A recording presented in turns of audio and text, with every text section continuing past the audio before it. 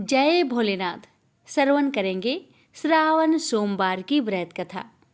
जो भी भक्त श्रावण सोमवार का व्रत करता है और इन कथाओं को श्रद्धा भाव से श्रवण करता है तो उसकी हर मनोकामना को भगवान शिव अवश्य ही पूरी करते हैं। चाहे वह विवाह हो, चाहे वो संतान सुख हो, या धन की प्राप्ति हो, या फिर रोगों से मुक्ति पाना हो, भगवान शिव हर मनोकामना को अवश्य ही पूरी करते हैं। तो आइए भक्तों, बड़े ही श्रद्धा से श्रवण करते हैं श्रावण सोमवार महादेव जी की व्रत कथा। प्रेम से बोलिए जय भोलेनाथ। और भक्तों, एक बात का खास करके ध्यान रखें कि व्रत के दौरान कथा को अधूरा न छोड़े। और ऐसा नहीं, जो भक्त श्रद्धा भाव से व्रत करता है सिर्फ उसकी ही मनोकामना पूर्ण होती है, ऐसा नहीं है। जो भी भक्त श्रद्धा भाव से शिव जी को स्मरण करके इन कथाओं को सुनता है उसकी भी हर मनोकामना भगवान अवश्य ही पूरी करते हैं, क्योंकि भगवान भावना के भूखे हैं। तो आइए शुरू करते हैं कथा। ओम नमः शिवाय। एक बार भगवान शिव को प्रसन्न करने के लिए मृत्कंडु मुनि ने कठोर तपस्या की। उनकी तपस्या से प्रसन्न होकर भगवान शिव ने उन्हें दर्शन दिए। मृत्कंडु ने उनसे विनती की, हे प्रभु, मुझे पुत्र प्रदान करें। शिव ने पूछा, कैसा पुत्र चाहिए भक्त? ऐसा कि जिसकी आयु तो लंबी हो किंतु गुण कोई न हो, अथवा जो बुद्धिमान हो, गुणी हो, किंतु जिसकी आयु मात्र 16 वर्ष की हो। मुनि ने कहा, भगवान, मुझे गुणवान पुत्र चाहिए। शिव ने कहा, तथास्तु। यह वरदान देकर शिव अंतर्ध्यान हो गए। समय आने पर मृत्कंडु की पत्नी रुदती ने पुत्र को जन्म दिया। अनेक ऋषि मुनियों ने आकर प्रसन्नता जताई और बच्चे को आशीर्वाद दिया। ऋषि मुनियों की उपस्थिति में ही मृत्कंडु दंपति ने बालक का नाम रखा मार्कंडेय। बालक मार्कंडेय बहुत मेधावी निकला। 16 वर्ष की आयु से पहले ही उसने वेदों को जान ज्ञान प्राप्त कर लिया। उसके आचार्यगण उसकी प्रशंसा करते न थकते। वे कहते, मृत्कंडु, बहुत भाग्यशाली हो तुम, जो ऐसा होनहार बेटा मिला। लेकिन मार्कंडेय के भाग्य को लेकर उसकी माता बहुत चिंतित रहती। मृत्कंडु जब उसे समझाते तो वह रोती हुई कहती, स्वामी, मैं भूल नहीं पाती कि शीघ्र ही हमारा बेटा हमसे हमेशा के लिए दूर हो जाएगा। एक दिन की बात है कि कुमार मार्कंडेय पूजा के लिए फूल लेने वाटिका में गया हुआ था। लौटा तो उसने अपनी माता को रोते हुए देखा। समीप ही उदास भाव में उनके पिता बैठे हुए थे। माता को रोते हुए देख उसने पूछा, माँ, तुम रो क्यों रही हो? माँ कुछ न बोली, बस धीरे धीरे सिसकियाँ भरती रही। इस पर मार्कंडेय ने पुनः पूछा, माँ, तुम बोलती क्यों नहीं? बोलो माँ, बोलो, कौन सा दुख है तुम्हें? कहीं ऐसा तो नहीं कि जो तुम चाहती हो वह मैं नहीं कर पाऊंगा? पर देखो माँ, अब मैं बालक नहीं रहा, कल पूरे 16 वर्ष का हो जाऊंगा। तुम्हारी माँ इसलिए तो रो रही है पुत्र, पिता धीरे से बोले। मार्कंडेय ने उलझन भरे स्वर में पूछा, क्यों? 16 वर्ष का होने में क्या हानि है? पिता बोले, बताता हूँ, सुनो। तब मृत्कंडु ने उसके जन्म से संबंधित बातें उसे बताई। सुनकर मार्कंडेय ने माता को धैर्य बंधाया और बोला, रो मत माँ, मैं नहीं मरूंगा। भगवान शिव मृत्युंजय है, मैं उनसे अमर तत्व का वरदान प्राप्त करूंगा। पिता ने आशीर्वाद देते हुए कहा, मेरे बच्चे, शिव की कृपा से तुम्हें सफलता मिले। मार्कंडेय माता पिता से आशीर्वाद लेकर वन में चला गया। जाते समय माता ने शिव से प्रार्थना की, हे सदाशिव मृत्युंजय, मेरा पुत्र आपके आश्रय में है, हे देव, इसकी रक्षा करना। अगले दिन प्रातःकाल मार्कंडेय ने सागर तट पर जाकर गीली मिट्टी से शिवलिंग बनाया, उस पर पुष्प चढ़ाया और शिव का ध्यान लगाकर बैठ गया। रात होने पर वह प्रभु के सामने नाचने और गाने लगा। तभी अचानक यमराज वहां आ पहुंचे। बोले, तुम्हारी आयु पूरी हुई है, इस संसार में चलने के लिए तैयार हो जाओ।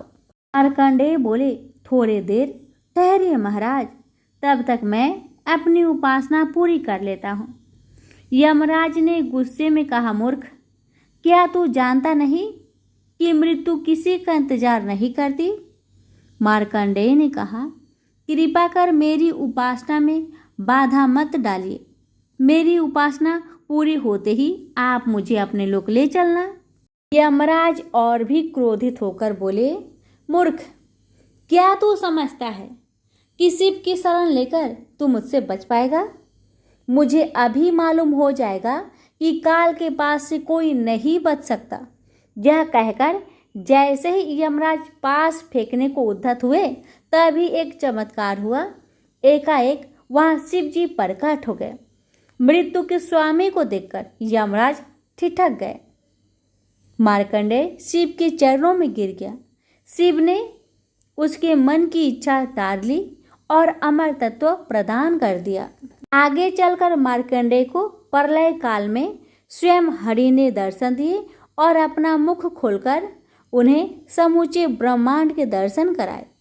कहा जाता है कि वे आज भी विद्यमान हैं और तीर्थों में आते जाते रहते हैं, नए नए रूपों में। प्रेम से बोलिए हर हर महादेव। पौराणिक मान्यता के अनुसार राजा बलि पूर्व जन्म में जुआरी था। एक दिन उसे जुए में कहीं से कुछ पैसे मिले। उन पैसों से उसने अपनी प्रियतमा वैश्या के लिए कुछ सुंदर माला, इत्र व चंदन खरीदा और कामातुर होकर उसने मिलने के लिए जल्दी जल्दी चला जा रहा था। तभी एक पत्थर से ठोकर खाकर वह मूर्छित हो गया। कुछ देर में जब होश आया तो उसने अनुभव किया कि मेरी मृत्यु अब निकट है। पूर्व जन्म के किसी पुण्य से उसके मन में सद्बुद्धि उत्पन्न हुई और वैराग्य जगा। जुआरी ने कभी किसी महात्मा से सुना था कि कोई भी वस्तु शिव अर्पण कर देने से बहुत पुण्य होता है। उसने सोचा, माला, इत्र, चंदन तो प्रियतमा तक पहुंच नहीं सकता, शिव अर्पण कर देने से कुछ अच्छा होगा तो हो जाएगा, अन्यथा मर तो रहा ही हूं और माला, इत्र, चंदन भी जमीन पर गिरकर बेकार जा रहे हैं। यही सोचकर जुआरी ने माला, इत्र व चंदन भगवान शिव को अर्पण कर दिया। जुआरी की मृत्यु होने पर यमराज के दूत उसे पकड़ कर ले गए। यमराज ने चित्रगुप्त से कहा, इसका बही खाता देखो। चित्रगुप्त ने कहा, यह तो जन्म जन्मांतर का पाप ही है। बस अभी अभी थोड़ी देर पहले जुए में जीते पैसे से इसने वैश्य के लिए माला, इत्र व चंदन खरीदा था। जब ठोकर खाकर गिरा तो इसने मृत्यु के निकट देखी और सोचा कि माला आदि चीजें बेकार जा रही है, तो उसे शिव अर्पण कर दिया। यह कोई भगवान को माला अर्पण करने वाला तो था ही नहीं, न ही इसने भगवान के लिए माला खरीदी थी। बस यही इसका पुण्य है। यमराज ने कहा, यह तो इसका पुण्य ही माना जाएगा। यमराज ने जुआरी से पूछा, पहले तुम पुण्य का फल भोगे हो या पाप का? जुआरी ने कहा, मैं तो जन्म जन्मांतर का पापी हूँ।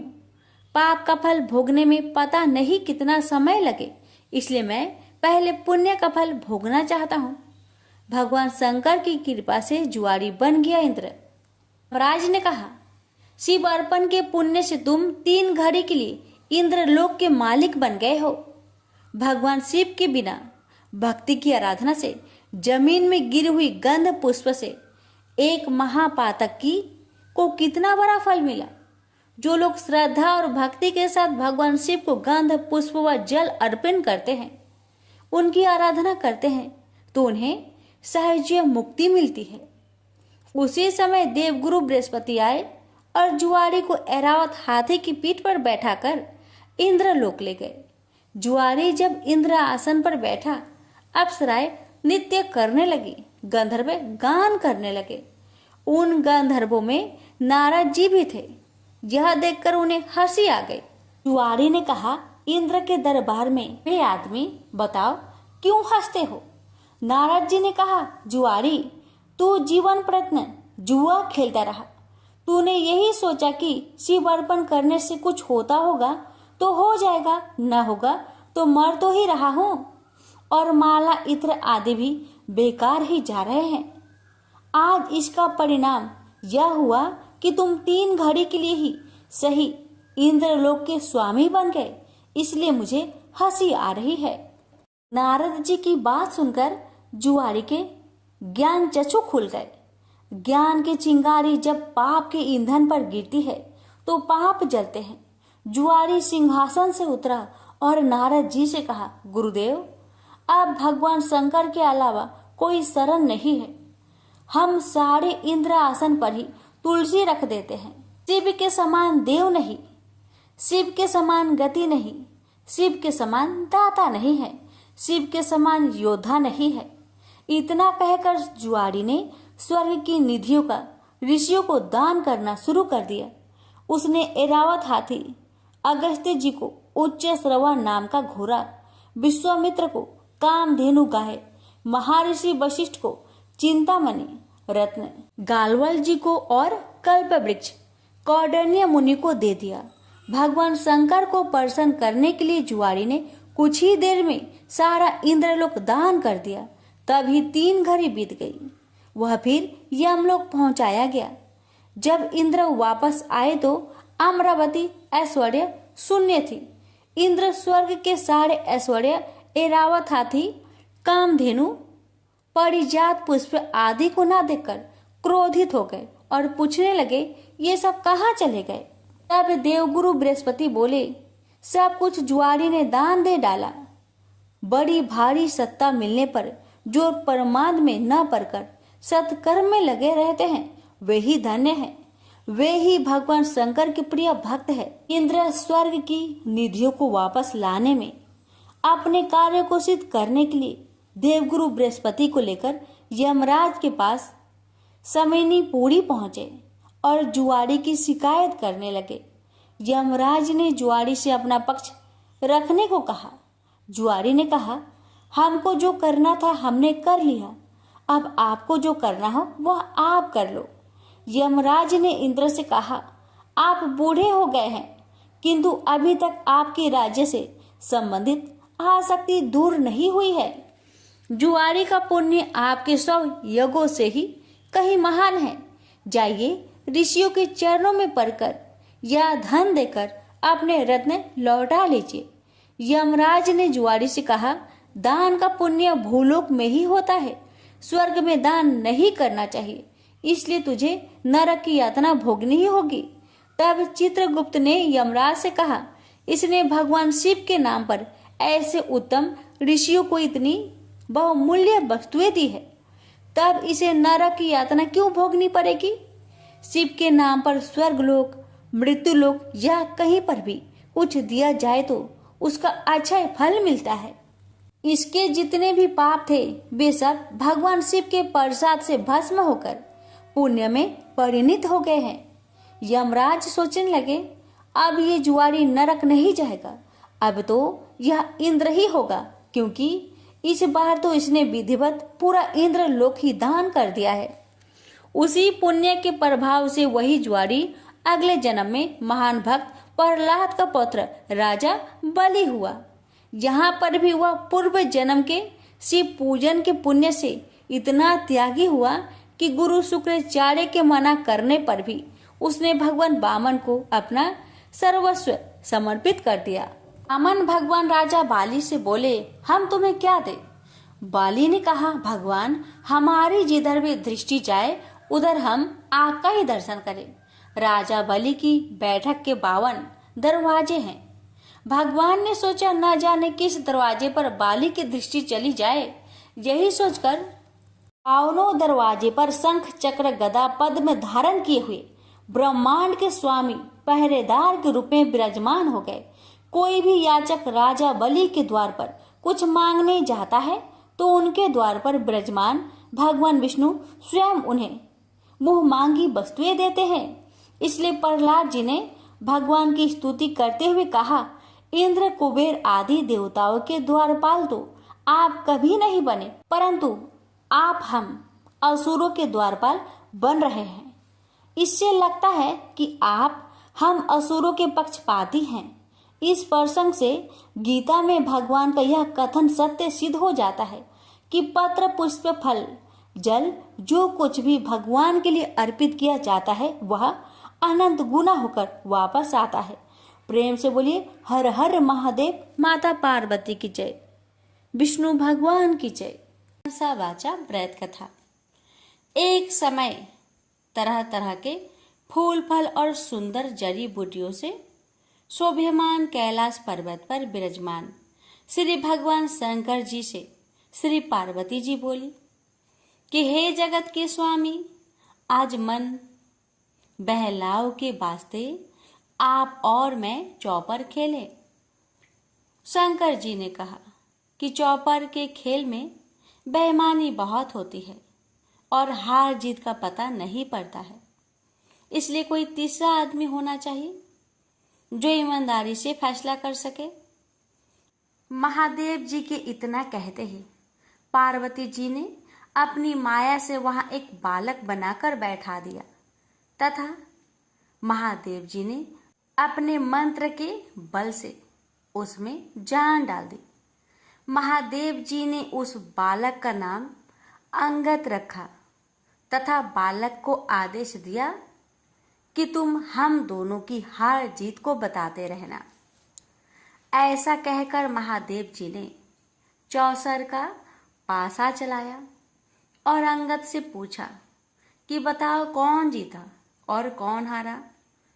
तब अंगद ने उत्तर दिया कि महादेव जी आप जीते और पार्वती जी हारी। इसके बाद महादेव जी ने फिर पासा फेंका और अंगद से पूछा इस बार कौन जीता और कौन हारा। इस बार भी अंगद ने वही जवाब दिया कि महादेव जी जीते और पार्वती जी हारी। इसी प्रकार तीसरी बार भी पासा चलाकर महादेव जी ने अंगद से पूछा कि तो इस बार महादेव जी हार गए थे, परंतु अंगद ने विचार किया कि यदि मैं महादेव जी को हारा हुआ बताऊंगा तो वे मुझे श्राप दे देंगे। ऐसा सोचकर अंगद ने फिर वही पुराना रटा रटाया उत्तर दे दिया कि महादेव जी जीते और पार्वती जी हारी। चूंकि इस बार अंगद ने झूठ बोला था तो माता पार्वती ने अंगद को श्राप दे दिया कि तेरे शरीर में कोढ़ हो जाए और तू निर्जन वन में भटकता फिरे। उसी समय अंगद को कोढ़ हो गया और वह भटकता हुआ किसी सुनसान वन में जा पहुंचा। वहां जाकर उसने देखा कि ब्राह्मणी, इंद्राणी आदि देवताओं की स्त्रियां व्रत के निमित्त महादेव जी की पूजा कर रही है। उनको पूजा करते देखकर अंगद ने उनसे पूछा कि आप यहाँ क्या कर रही है। तब उन देवियों ने अंगद को बताया कि हम तो मानसा वाचा नाम से प्रसिद्ध महादेव जी की पूजा कर रहे हैं, यानी कि अपने मन तथा वाणी को बस में करके, अर्थात सभी जगह से मन हटाकर और शिव पार्वती में ही अपना मन लगाकर पूजा कर रही हैं। इसलिए इस व्रत का नाम भी मनसा वाचा व्रत रखा गया है। इसके पश्चात उस बालक अंगद ने पूछा कि इस व्रत के करने से क्या फल होता है। अब उन देवियों ने उत्तर दिया कि इस व्रत को करने से सारी मनोकामनाएं पूर्ण हो जाती है। तब अंगद ने कहा कि मैं भी इस व्रत को करना चाहता हूं, यदि आप इसकी विधि मुझे बता सके तो आपकी बड़ी कृपा होगी। तब उन देवियों ने अंगद को चावल तथा सुपारी देकर व्रत करने की पूरी विधि विधान बताया कि इस व्रत को श्रावण मास के पहले सोमवार से करना चाहिए। उस दिन कंवारी कन्या से 2.5 पूनी सूत कटवाकर उसका डोरा बनाए। उस डोरे की तथा महादेव जी की पूजा जब तक कार्तिक सुदी चौथ नहीं आए तब तक प्रति सोमवार को करते रहना चाहिए। साथ ही व्रत भी रखना चाहिए। जब कार्तिक सुदी चौथ आए तो उस दिन उद्यापन करना चाहिए। उद्यापन में 1.25 सेर घी, 1.25 सेर गुड़ तथा 4.25 सेर आटा लेकर चूरमा बनाए। इस चूरमे के लड्डू बनाकर उसके 4 समान भाग कर ले। इनमें से एक भाग महादेव जी के चढ़ाए, एक भाग किसी ब्राह्मण या नाथ को दे, एक भाग गाय को दे तथा बाकी बचे भाग स्वयं को भोजन करे। इस व्रत का उद्यापन कोई भी करे, वह चाहे राजा हो या रंक, सबको इतना ही सामान लेना चाहिए। यदि व्रत करने वाला मनुष्य या स्त्री चौथे भाग को पूरा ना खा सके तो पहले से ही उसमें से निकालकर किसी को दे दे। जिस प्रकार की अनंत भगवान का डोरा पहना जाता है, उसी प्रकार जो डोरा बनाया था उसे स्वयं धारण कर ले और उद्यापन के पश्चात उस डोरे को जल में पधरा दे। इस प्रकार अंगद भी प्रति वर्ष मनसा महादेव का व्रत करने लगा। उसके व्रत करते हुए 4 वर्ष हो गए। तब व्रत के प्रभाव से पार्वती जी के हृदय में दया उत्पन्न हुई और उन्होंने महादेव जी से पूछा कि महाराज, जिस बालक को मैंने श्राप दिया था उसका कुछ पता नहीं है कि उसको किसी ने मार तो नहीं दिया। तब तीनों लोगों की सभी बातें प्रत्यक्ष रूप से जानने वाले श्री महादेव जी ने पार्वती जी से कहा कि वह तो जीवित है। इसके पश्चात पार्वती जी ने महादेव जी से कहा, हे नाथ, ऐसा कोई व्रत हो तो बताइए जिससे कि मेरा वह मानसिक पुत्र फिर से मुझे मिल जाए। तब महादेव जी ने कहा कि श्रावण सुदी के पहले सोमवार के दिन कवाड़ी कन्या से 2.5 पूनी सूत कटवाकर उसका डोरा बनाना और उसे केसर आदि में रंग कर उसमें 4 गांठें देकर सुपारी पर लपेटकर ताम्र पात्र में रखकर उसे शिव रूप मानकर उसकी तथा शिव जी की पूजा करना। कार्तिक सुदी चौथ के दिन इस व्रत का उद्यापन करना, जिसमें 1.25 सेर घी, 1.25 सेर गुड़ और 4.25 सेर आटा लेकर उसका चूरमा बनाना तथा उस चूरमे के 4 भाग करना, जिनमें से एक भाग शिव जी की अर्पण करना, दूसरा भाग ब्राह्मण को देना, तीसरा भाग गाय को तथा चौथा भाग स्वयं भोजन के रूप में ग्रहण करना। सभी को इसी मात्रा में सामान लेना चाहिए, न तो सामान इससे अधिक होना चाहिए तथा न ही इससे कम। महादेव जी से यह विधि सुनकर पार्वती जी ने भी यह व्रत किया तथा व्रत के प्रभाव से अंगद कोढ़ रहित हो गया और वह अपनी माता के पास बिना बुलाए ही चला गया। उसे आता देखकर पार्वती जी प्रसन्न होकर हंसने लगी। तो अंगद ने पूछा कि हे मातेश्वरी, आप मुझे देखकर हंस क्यों रही हो? तब पार्वती जी ने कहा, हे पुत्र, मैं इस व्रत के प्रभाव को देखकर हंस रही थी। यह तुम्हारे पिताजी का बताया हुआ मनसा बाचा का व्रत है। यह व्रत मैंने किया, तभी तो तुम ठीक होकर मेरे पास आ गए हो। इस बात को सुनकर अंगद ने कहा कि हे माता, मैंने भी यह व्रत किया था, इसी से मेरा कोढ़ भी मिट गया। तब पार्वती जी ने कहा कि हे पुत्र, अब तेरी क्या इच्छा है वह बता। तब उस पुत्र ने कहा कि हे जगत जननी माँ, मुझे उज्जैन नगरी का राज्य करने की और वहां की राजकुमारी से ब्याह करने की इच्छा है। पुत्र के इतना कहते ही पार्वती जी ने उससे कहा कि जा, तुझे उज्जैन का राज्य मिल जाएगा, तू फिर से इस मांचा बाचा के व्रत को कर। इस प्रकार अंगद ने पुनः 4 वर्ष तक यह व्रत किया, तब उसे उज्जैनी का राज्य मिल गया। अब नारद जी राजा युधिष्ठिर से कह रहे हैं कि उसे राज्य किस प्रकार मिला, तो सुनो। उज्जैन के राजा रानी वृद्ध हो गए थे।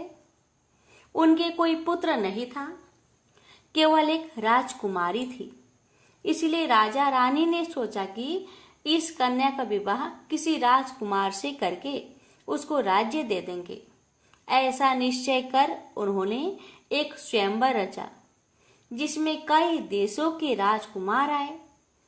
तब वहां के राजा ने एक हथिनी को श्रृंगार करा के पूजा करके हाथ जोड़कर कहा कि हे हथिनी, तुम देव स्वरूपा हो, तुम यह माला लो और जो भी इस राज्य को संभालने में सक्षम हो तथा राजकुमारी के लायक वर हो उसे यह माला पहना दो। किसी मामूली मनुष्य को यह माला मत पहना देना। पार्वती जी का पुत्र अंगद भी देवलोक से उज्जैन नगरी पहुंचा तो वह भी स्वयंवर देखने के लिए राजा के वहां चला गया। हथनी ने उसे देखकर उसके ही गले में माला डाल दी। यह सब देखकर स्वयंवर में आए लोगों ने कहा कि ये तो हथनी की भूल है, क्योंकि यह बालक कोई राजकुमार नहीं है। ऐसा कहकर उन लोगों ने उस लड़के को दूर हटा दिया और पुनः वह माला हथिनी को दे दी और उससे प्रार्थना की कि हे माता, जो इस राज्य के लायक हो उसको ही माला पहनाना। परंतु दूसरी बार भी हथनी ने उस बालक के पास जाकर उसी के गले में माला डाल दी। जहाँ सब देखकर वहां उपस्थित लोग कहने लगे कि हथनी ने हठ पकड़ ली है। इतना कहकर उन्होंने उस बालक को मार पीट कर दरवाजे से बाहर निकाल दिया एवं पुनः हथिनी पर गणपति की मूर्ति स्थापित करके वही प्रार्थना की। वह हथिनी देवरूपी थी, इसलिए वह दरवाजे के बाहर निकली और उस बालक को ढूंढकर तीसरी बार भी उसी के गले में माला डाल दी। तब राजा ने नगर सेठ को बुलाकर कहा कि तुम इस बालक को यहाँ से ले जाओ और बारात सजाकर इसे हमारे यहाँ ले आओ। राजा की आज्ञा मानकर सेठ अंगद को वहां से ले गया। इतनी देर में राजा ने भी पंडित को बुलाकर लगन का दिन निश्चय करवाया और अपनी कन्या का विवाह उस बालक के साथ कर दिया। इतना ही नहीं, राजा ने अपने खर्चे के लिए थोड़े से गांव रखकर अपना सारा राज्य ही अपनी बेटी को कन्यादान में दे दिया। विवाह के पश्चात अंगद और राजकुमारी महल में गए। अब अंगद उज्जैन नगरी का राजा तथा राजकुमारी वहां की रानी बन चुकी थी। एक दिन रानी ने राजा से पूछा कि हे पतिदेव, आप अपनी जात और नाम तो बताइए। इस पर अंगद ने उत्तर दिया कि मेरा नाम अंगद है, भगवान महादेव मेरे पिता और पार्वती मेरी माता है। तब राजकुमारी ने कहा कि महाराज, इस बात को तो मृत्यु लोक के लोग मानेंगे नहीं, आप मुझे सत्य सत्य बताइए। तब अंगद ने अपनी जन्म की सारी कथा रानी को बताई कि किस तरह चौसर खेल में साक्षी बनने के लिए माता पार्वती ने अपनी माया से उसे बनाया था और महादेव जी ने अपने मंत्र बल से उसे सजीव रूप दिया। फिर पार्वती जी ने उसे श्राप दिया और इंद्राणी आदि देवियों ने उसे मनसा वाचा व्रत बताया, जिसको 4 वर्ष तक करने के फलस्वरूप वह अपने माता पिता के पास वापस पहुंचा। उसे पार्वती जी ने गले लगाया और कहा कि अब तुम्हारी क्या इच्छा है। तब उसने अपनी माता से कहा कि उसे उज्जैनी के राजा बनने की इच्छा है। तब पार्वती जी के कहने पर उसने फिर से 4 वर्ष तक मनसा वाचा नाम से प्रसिद्ध अपने पिता शिव जी का व्रत किया तथा इसी व्रत के प्रभाव से आज उसे उज्जैन के राज्य और उसके जैसी रानी मिली। इतना सुनकर रानी ने कहा कि हे महाराज, मैं तो पुत्र धन तथा राज्य का सुख चाहती हूँ। तब अंगद ने अपनी रानी को वही मनसा वाचा का शिव जी का व्रत बता दिया और कहा कि बिना मेरे वह गर्भवास के तेरे पुत्र होगा, ऐसा कहकर अंगद जी पुनः कैलाश चले गए। पति की आज्ञा अनुसार राजकुमारी ने 4 वर्षों तक महादेव जी का यह उत्तम व्रत किया। इससे महादेव जी प्रसन्न हो गए। एक दिन रानी ने अपने दासी से कहा कि जा ऊपर जाकर जल की झाड़ी ले आ, मैं दातून करूंगी। दासी ऊपर गई तो वहां जाकर क्या देखती है कि सोने की पालकी में एक छोटा सा सुंदर बालक सो रहा है और मुख में अंगूठा चूस रहा है। दासी ने रानी को जाकर जब यह बात बताई तो रानी ने तुरंत जाकर बालक को अपनी गोद में उठा लिया और भगवान शंकर जी से प्रार्थना की कि हे प्रभु, यदि आपने मुझे यह बालक दिया है तो मेरे स्तनों में से दूध की धारा भी निकलनी चाहिए। रानी के इतना कहते ही उसके स्तनों में दूध आ गया। इस प्रकार वह बालक बड़ा होने लगा। रानी ने उस बालक का नाम फूलकवर रखा। एक दिन फूलकवर ने अपनी माँ से पूछा कि हे माँ, मेरे पिता कौन हैं और उनका क्या नाम है? तब रानी ने अपने पुत्र से कहा कि तेरे पिता तो अंगद जी है और महादेव जी, पार्वती जी तेरे दादा दादी हैं। तब फूलकवर ने अपनी माता से कहा कि इस बात को तो मृत्यु लोक में कोई नहीं मानेगा। इस पर रानी ने फूलकवर को वही सारी कथा सुनाई जो अंगद जी ने रानी को सुनाई थी और यह भी बताया कि किस तरह से उसका विवाह अंगद जी के साथ हुआ था। परंतु चूंकि अंगद जी की मृत्यु लोक में रहने की अवधि कुछ ही दिन की थी, इसलिए वे तो अपने माता पिता के पास कैलाश चले गए। परंतु उनके बताए हुए व्रत को 4 वर्ष तक करने के पश्चात बिना गर्भवास के ही उसके रानी के पुत्र के रूप में जन्म लिया है। इतना कहकर रानी बोली, अब तुम बताओ कि तुम्हारी क्या इच्छा है? माता के वचन को सुनकर पुत्र ने कहा कि हे माता, मेरी इच्छा चेदी राजा की कन्या से विवाह करने की है, क्योंकि मैंने उसकी प्रशंसा सुनी है। तब रानी ने फूलकवर से कहा कि हे पुत्र, तू भी मनसा वाचा का व्रत कर। इस व्रत के करने वाले के लिए कुछ भी दुर्लभ नहीं है। अब फूलकवर ने भी 4 वर्ष तक व्रत किया। इससे भगवान महादेव प्रसन्न हुए और उन्होंने चेदी राजा को स्वप्न में आदेश दिया कि मेरे कहने से तू अपनी राजकुमारी का विवाह उज्जैन के राजकुमार फूलकवर से कर दे। चेदी राजा ने भगवान शिव जी का कहा मानकर अपनी कन्या का विवाह उज्जैन के राजकुमार से कर दिया। अब वह राजा हो गया। एक दिन वह शिकार खेलने वन में गया। वहां उसके कोई शिकार हाथ नहीं आया और वह भूख प्यास से व्याकुल होकर एक बाग में जाकर आराम करने लगा। इतने में देवयोग से कोई ब्राह्मण वहां आ पहुंचा और उसने राजा को श्रीधरी पंचांग सुनाया कि आज कार्तिक सुदी चौथ है, जो आज मनसा वाचा के व्रत का उद्यापन करने का दिन है। इतना सुनते ही राजा ने ब्राह्मण से कहा कि महाराज, मुझसे तो भूल हो गई, आप हमें अब पूजन करा दे। ब्राह्मण ने पूजा के लिए शहर में रानी को खबर भेजी कि राजा साहब शिकार के लिए यहाँ वन में ठहरे हुए हैं और चूंकि आज कार्तिक सुदी चौथ का उद्यापन करना है, इसलिए 4.25 सेर आटा, 1.25 सेर घी, 1.25 सेर गुड़ का चूरमा बनवाकर मंगवाया है। इस पर रानी ने सोचा कि फौज के कई आदमी भी राजा जी के साथ है, इसलिए इतने से चूरमे से क्या होगा। इसलिए रानी ने गाड़ी भरकर चूरमा भेज दिया, जो कि नियम विरुद्ध था। इतना अधिक प्रसाद होने से महादेव जी क्रोध हो गए और उन्होंने कोप करके राजा को स्वप्न में कहा कि तुम अपनी रानी को निकाल दो, नहीं तो मैं तुम्हारा सारा राज्य नष्ट कर दूंगा। राजा ने फरमान के अनुसार दोबारा चूरमा बनवाकर व्रत पूरा किया।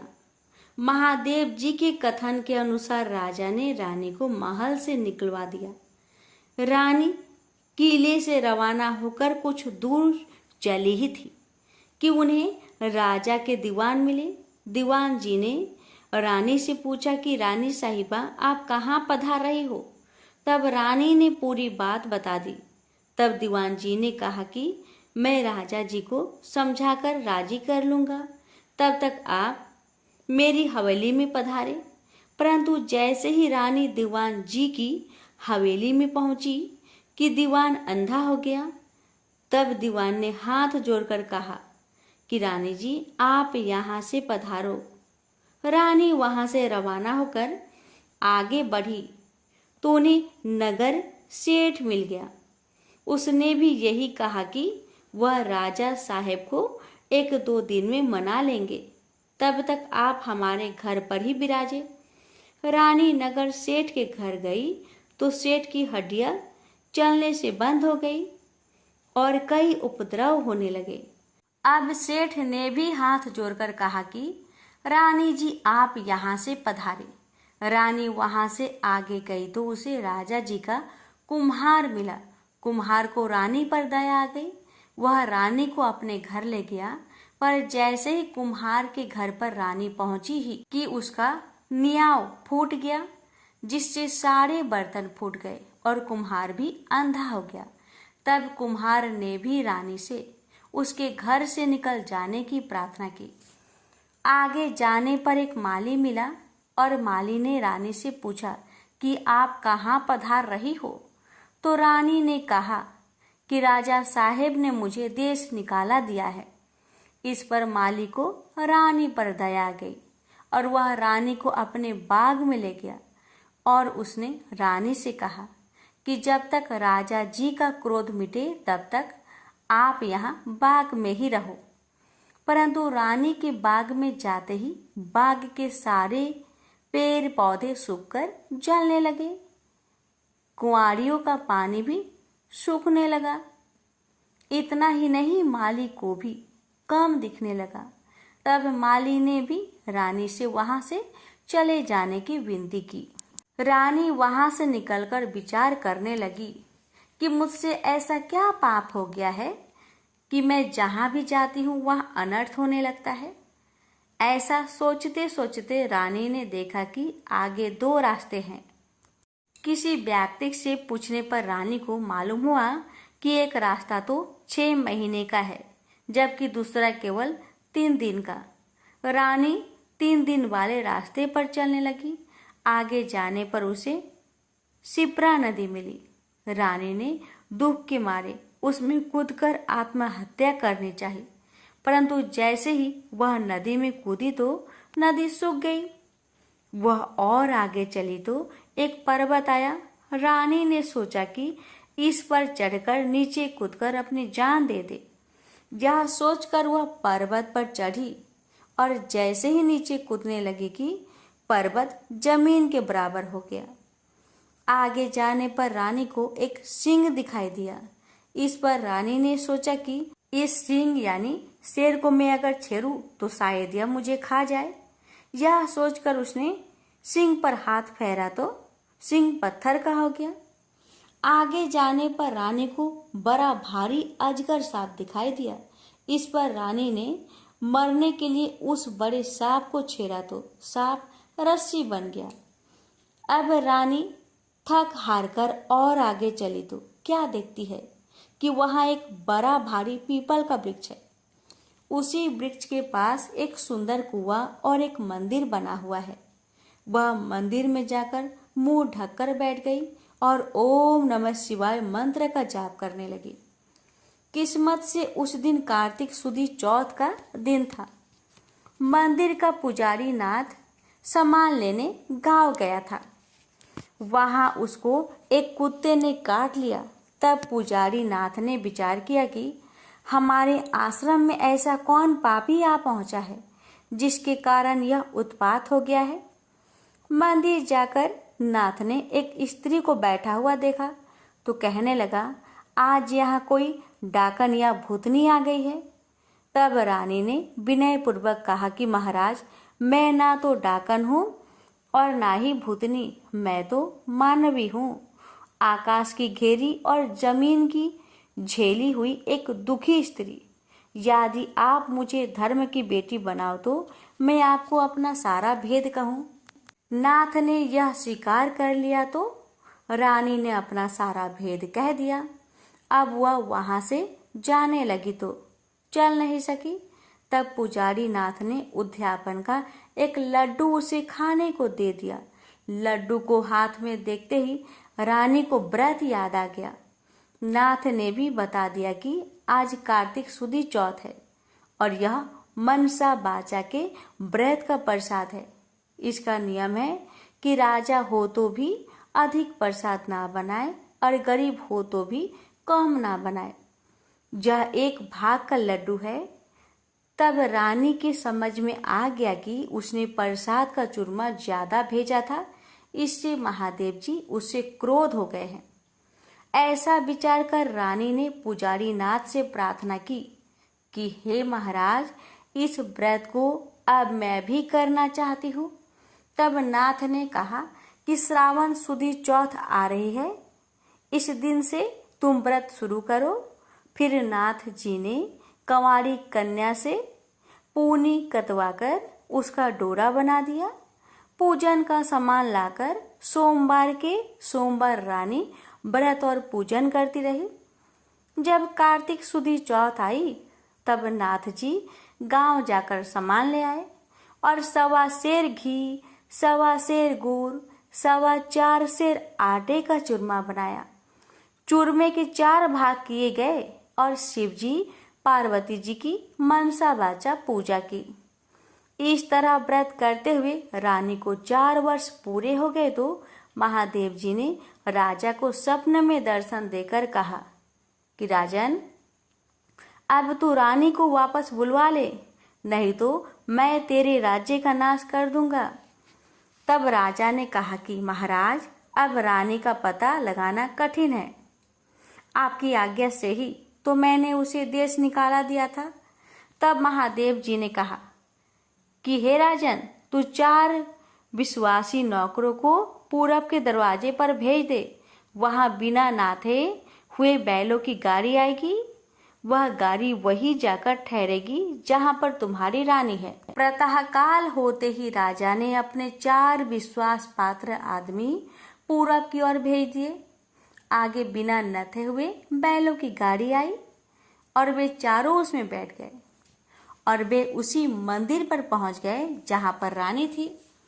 रानी को पहचानकर सेवकों ने कहा कि हे रानी जी, अब आप पधारिए, राजा साहब ने आपको बुलाया है और इसी कार्य के लिए हमको यहाँ भेजा है। तब रानी ने नाथ जी को कहा कि मैं आपकी धर्म की बेटी हूँ, इसलिए आप मुझे सीख देकर भेजिए।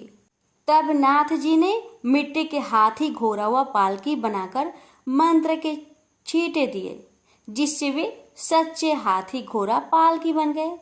रानी ने नाथ जी से फिर कहा कि हे पिताजी, आते समय रास्ते में मेरे रहने से कई जीवों का नुकसान हो गया था, तो उनका भी उद्धार हो जाना चाहिए, नहीं तो यह पाप भी मुझको ही लगेगा। तब नाथ जी ने शिव जी की निर्माल्य स्नान कराए जल की एक झाड़ी भर दी और कहा कि बेटी, तू इस जल का छींटा ओम नमः शिवाय कहकर डाल दी जाना, तो सारे पाप निवृत्त हो जाएंगे। अब तो रानी शिव जी, पार्वती जी को और नाथ जी को साष्टांग नमस्कार कर लेने को आई और चारों सेवकों के साथ रवाना हो गई। जाते हुए उसे रास्ते में वही सर्प मिला। तब रानी ने शिव जी से प्रार्थना की कि हे प्रभु, मेरे पाप से यह सर्प रस्सी बन गया था, अब यह फिर से सर्प हो जाए। ऐसी प्रार्थना कर झाड़ी के जल के छींटे दे दिए, जिससे वह पहले के समान सर्प बन गया। आगे उसे वही सिंह मिला जो पत्थर का होकर पड़ा था। उसके भी रानी ने झाड़ी के जल के छींटे दिए तो वह जीवित होकर जंगल में भाग गया। आगे चलने पर वह पर्वत आया जो जमीन के बराबर हो गया था।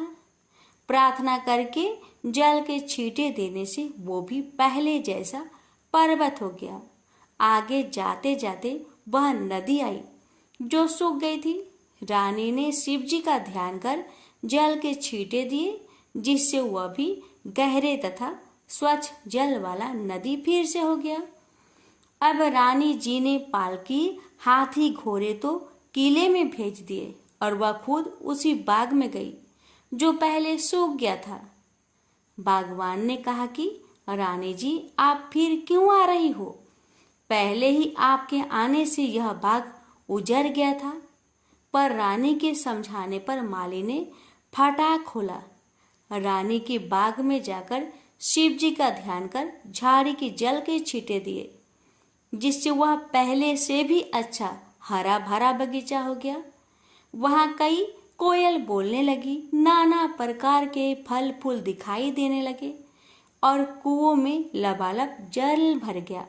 फिर रानी जी उसी कुम्हार के घर गई तो कुम्हार की आंखें खुल गई और जल के छींटे देने से न्याव के बर्तन सोने चांदी के बन गए।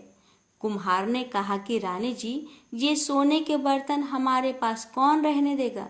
तब रानी जी ने कहा कि इसमें से 4 बर्तन राजा को भेंट कर देना। इसी प्रकार रानी नगर सेठ के घर गई तो उसकी हड्डियां सिरकने लगी और उसे व्यापार में लाभ होने लगा। तब नगर सेठ ने कहा कि अने दाता जी, आपके पधारने से हमारी यह रिद्धि सिद्धि हुई है। इस खुशी में मैं सारी नगरी को जिमाना चाहता हूँ। सारी नगरी में ढिंढोरा पिटवा दिया गया कि कल किसी के घर में धुआं ना निकले। यदि किसी ने चूल्हा जलाया तो वह दंड का भागीदार होगा। आगे जैसे ही रानी दीवान जी के यहाँ पहुंची तो दीवान जी की आंखें खुल गई। सब आनंद हो गया। अब रानी साहिबा अपने किले में पधारी। राजा जी ने उनका अच्छा स्वागत किया। नगर सेठ ने सारे नगर को जिमाया और किले में जाकर रानी जी से अर्ज की कि अन्य दाता जी, अब आप भी पधार कर भोजन ग्रहण कीजिए। इस पर रानी ने कहा कि मेरे तो आज कार्तिक सुदी चौथ का उजिरना है, जो किसी भूखे आदमी को जिमाकर जिमूंगी। सारे नगर के लोग तो नगर सेठ के यहाँ जिम आए। नगर में अब कोई भी भूखा व्यक्ति नहीं मिला। ढूंढते ढूंढते रानी के सेवक धोबी घाट पहुंचे तो वहां पर एक अंधी बहरी कोढ़ीन धोबन परी मिली। रानी जी की आज्ञा से उसे महल में बुलाया गया। रानी जी ने उसे स्नान करवाया। स्नान कराते ही उसका सारा कोढ़ मिट गया और कथा सुनाते ही उसके लिए स्वर्ग से विमान आ गया।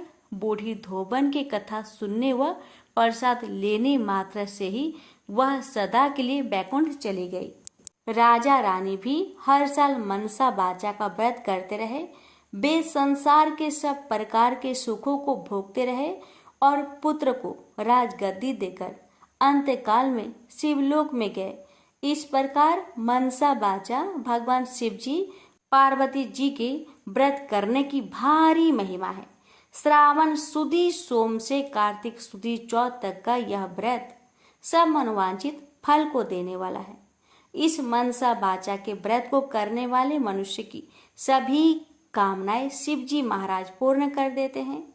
पुत्र नहीं हो या होकर जीवित नहीं रहता हो तो इस व्रत के करने से स्त्री पुत्र का सुख अवश्य प्राप्त करती है। इसी प्रकार पुरुष को स्त्री का और स्त्री को पति का सुख सौभाग्य प्राप्त होता है।